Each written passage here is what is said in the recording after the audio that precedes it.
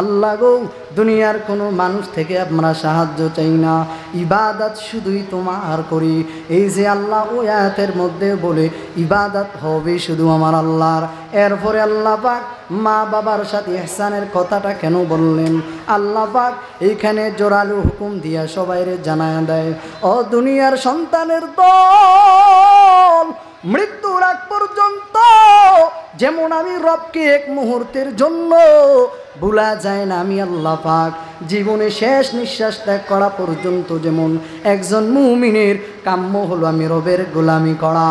আমি আল্লাহ পাক আমার ইবাদতের পড়ে পড়ে বড়ে বড়ে মা বাবার সাথে ইহসানের কথাটা এই জন্য বললাম। আমি রবের হুকুম মানা যেমন ফরজ, মা বাবার হিকমত, মা বাবার সাথে খেদমত কর, মা বাবার সাথে ইহসান করাটাও আমি আল্লাহ এমনভাবে ফরজ করে দিলাম। আমরা জানি আল্লাহ পাক যত আমল আমাদেরকে দিলেন, আল্লাহ পাক বলেছে বান্দা নামাজ কায়েম করো, বান্দা রোজা কায়েম করো। আল্লাহ পাক কোরআনের মধ্যে একবারও বলে দেয় নাই বান্দারে ফজরের নামাজ তোদের জন্য 2 রাকাত। আল্লাহ কোরআনে একবারও বলে নেই বান্দা জোহরের ফরজ হলো 4 রাকাত। আল্লাহ একবারও কোরআনে বলে নাই বান্দা আসরের ফরজ হলো 4 রাকাত। আল্লাহ একবারও বলে নাই বান্দা মাগরিবের ফরজ হলো 3 রাকাত। আল্লাহ একবারও বলে নাই ও গোলাম এশারের ফরজ হলো 4 রাকাত। তবে আল্লাহ পাক মা বাবার সাথে কিভাবে আচরণ করবা, মা বাবার সাথে কিভাবে সুন্দর আচরণ করবা আল্লাহর কোরআনে বলে দেয়। আল্লাহ বলেন ওয়াখফিদ লাহুমা জানাহাদ দুল্লি মিনার রাহমা, ও দুনিয়ার সন্তানেরা আমি আল্লাহ তোমাদেরকে আদেশ করে দিলাম মৃত্যু পর্যন্ত যেমন আমি আল্লাহ তাআলার ফয়সালা থেকে বের হতে পারবা না। এটা আমি আল্লাহর ফয়সালা, আমি আল্লাহ আবার জানায়া দিলাম মা বাবার খেদমত তুমি মৃত্যু পর্যন্ত করতে হবে। বিন্দু পরিমাণ শ্বাস তোমার আছে, তোমার যদি ক্ষমতা থাকে মা বাবার খেদমত করবা। আল্লাহ পাক কেন খেদমত করবা? আল্লাহ পাক মায়ের পক্ষ থেকে উকিল হইয়া জানায় দেয়, কারণ এই মা তোমারে 10 মাস গর্ভে ধারণ করেছেন। এই মা কত কষ্ট করে করে নিজে না খায়া তোমারে পালন করলেন। একজন বাবা মাঝে মধ্যে আমি আমার জুমার বয়ানে গতকালকেও বললাম, আমি বলি রে পৃথিবীর মধ্যে প্রত্যেকটা বাবা হলো শ্রেষ্ঠ যোদ্ধা। কেন বলি? কারণ প্রত্যেকটা বাবা চায় তার সন্তান যেন ভালো অবস্থানে চলে যায়, তার সন্তান যেন দুনিয়ায় চলতে ফিরতে কোনো কষ্ট না হয়। এই জন্য আপনারা দেখবেন আমরাও তো আমাদের মা বাবারে দেখি ফজর নামাজের পরে যেই মা বাবা কষ্ট করে করে কেউ গাড়ি নিয়ে চলে যায়, কেউ বা সেনজি নিয়ে সন্তানের সুখের জন্য চলে যায়। এই মা বাবা ঈদের মধ্যে নিজে পুরান জামা পরিয়া সন্তানরে নতুন জামা দিয়া দিয়া দিয়া দেয়া দেয়। যদিও বাবা অনেক গরিব হয় তারপরও বাবা কি পরিমাণ কষ্ট করে। কারণ কি জানো রে এ বিংলা বাড়ির যুবকরা তোমরা শুনে নাও, কারণ তুমি যতই গরিব হও তোমার বাবা চায় আমার ছেলেটা যেন 8-10টা ছেলের সাথে তাল মিলায় চলতে পারে। এই জন্য বাবা নিজের টাকা ব্যয় করে নিজে কিছু না কিনিয়া সন্তানের জন্য এত পরিমাণ কষ্ট করে। এই জন্য আল্লাহ পাক পৃথিবীর সব সন্তানকে জানায়া দেয়, ও সন্তানেরা তোমরা তোমাদের মা বাবার সাথে কখনো খারাপ আচরণ করবা না। কারণ কি জানো, তোমার মা বাবা এই দুনিয়ার আলো দেখাইতে যাইয়া কি পরিমাণ কষ্ট করলেন। তোমার মাকে ডাক্তার বলে, ও স্বামী তোমার মাকে ডাক্তার যখন বললেন ও আম্মা জান আপনাকে যদি বাঁচাইতে যাই, আপনাকে যদি বাঁচাইতে যাই তাহলে আপনার সন্তান বাঁচবে না, আর সন্তানকে বাঁচাইতে যাইলে আপনি নিজে মা দুনিয়া থেকে বিদায় পাওয়া যাবেন।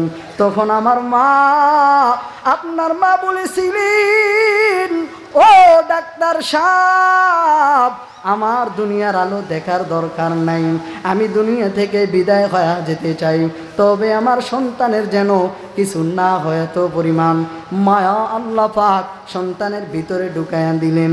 শুধু মার ভিতরে কি পরিমাণ মায়া আল্লাহ দিয়া দিয়া দিয়া দিয়া দিলেন। বাবা সন্তান রে তেজ্য পুত্র কইরা দেয়, তারপরে মা রাতের আধারে ওই সন্তানকে কি পরিমাণ মায়া আল্লাহ পাক ঢুকাইয়া দিলেন। বাবা তেজ্য পুত্র করে দেয়।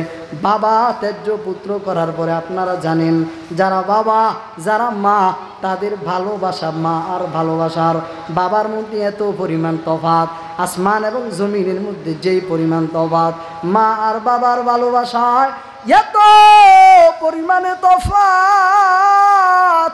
কেমন আপনি যখন দুনিয়ার মধ্যে চলে আসলেন, আপনার বাবা আপনার জন্য কি পরিমাণ ত্যাগ স্বীকার করলেন। আপনার বাবা নিজে না খায় আপনার এত পরিমাণে করে করে কষ্ট করে লালন পালন করলেন। আপনার বাবা আপনারে কি পরিমাণ মেহনত করেছেন।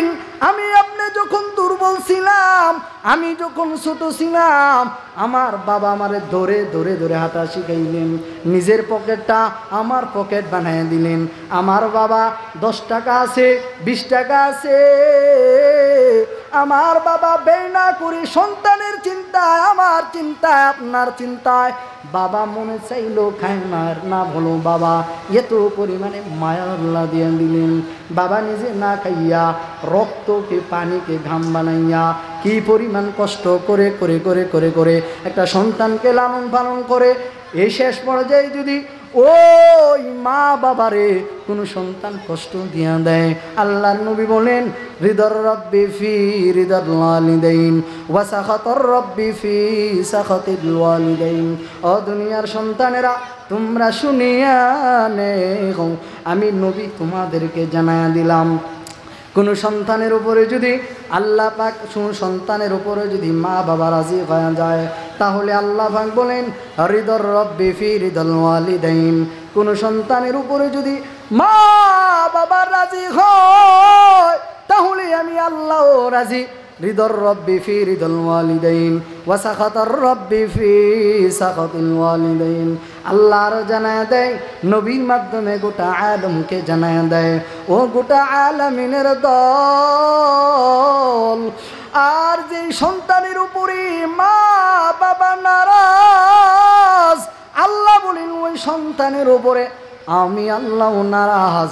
পৃথিবীর মধ্যে এমন কোনো কিতাব আমরা পড়ি নাই, আলহামদুলিল্লাহ। আল্লাহ বহু কিতাব, বহু লাইনের কিতাব আমরা পড়ি। আমরা যখন মাকতাবার মধ্যে যাই বিভিন্ন কিতাব আমরা পড়ি।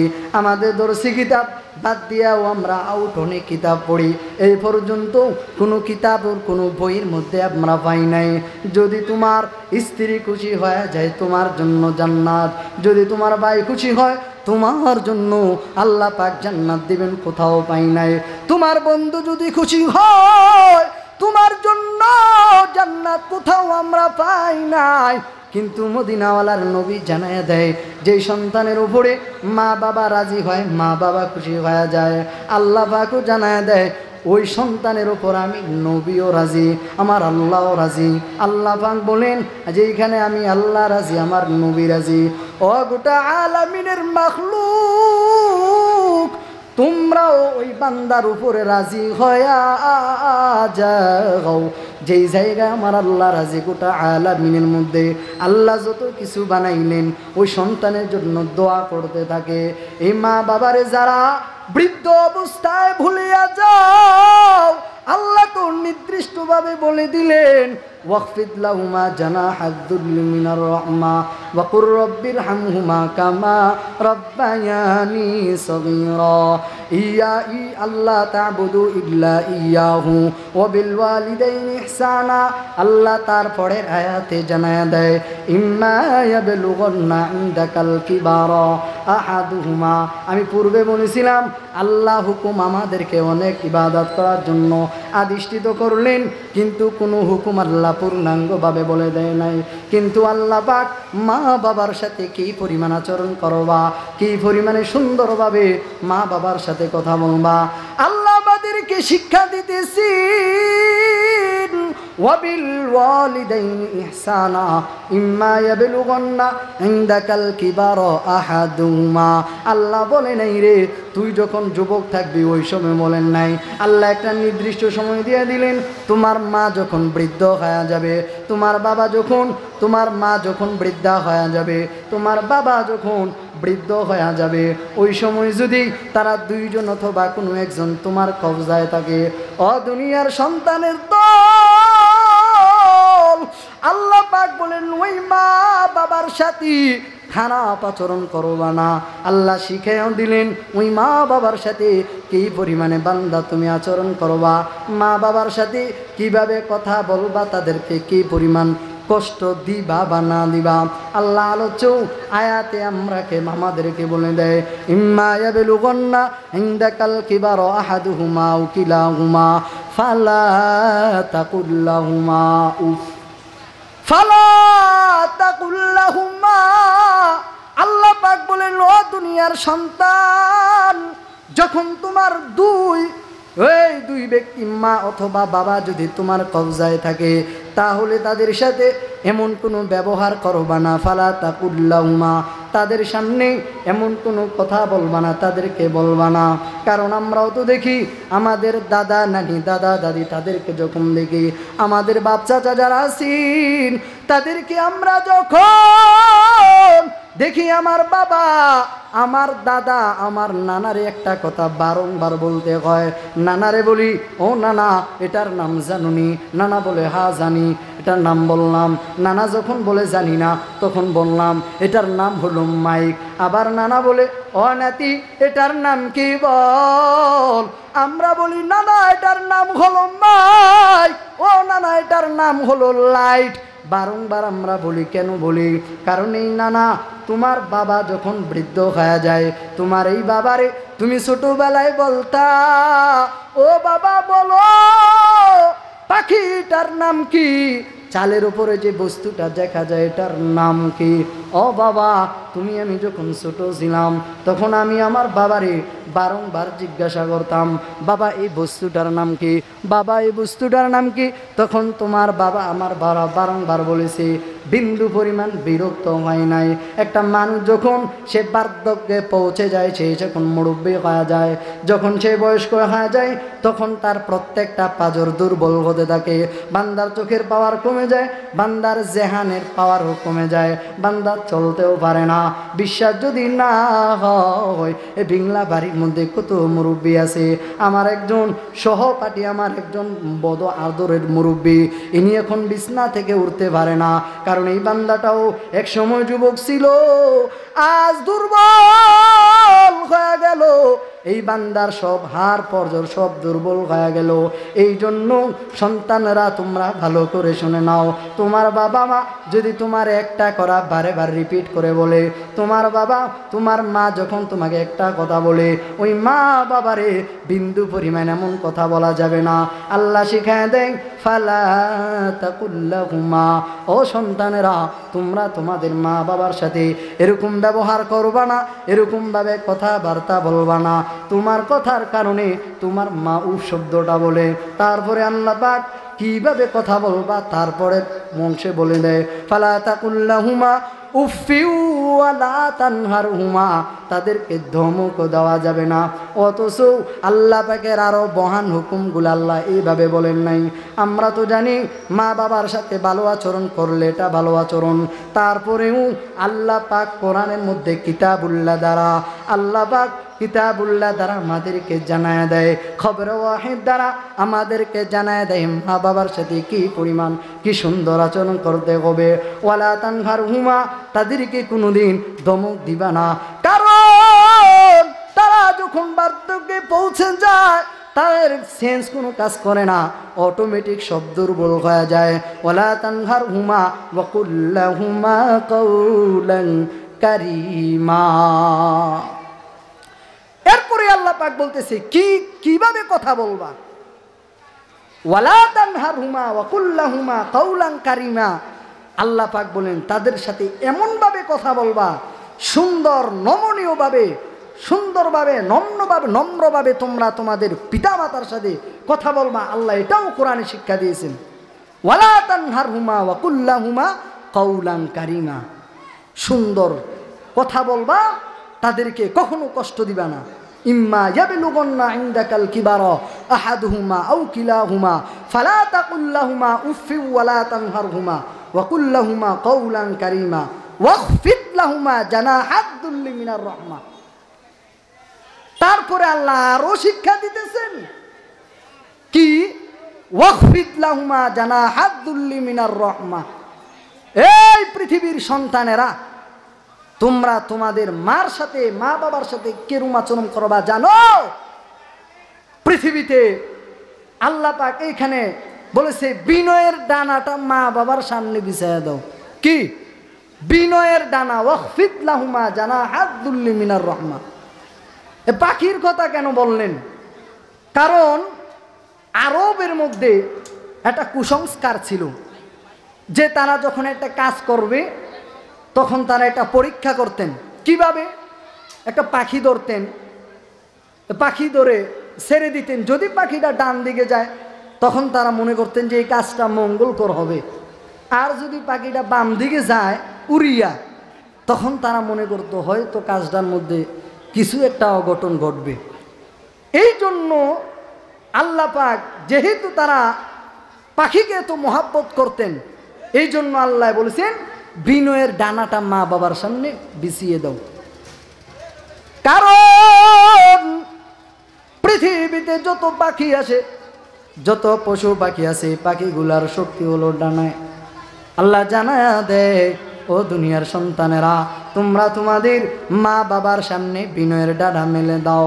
তারপরে আল্লাহ এইখানে ক্ষান্ত হয় নাই, না না না না, এই যে বললাম এই বৈশিষ্ট্যগুলা, এই গুণগুলা হলো তোমার মা বাবা যদি জীবিত থাকে তাহলে তুমি তোমার মা বাবার সাথে এই আচরণগুলো করবা।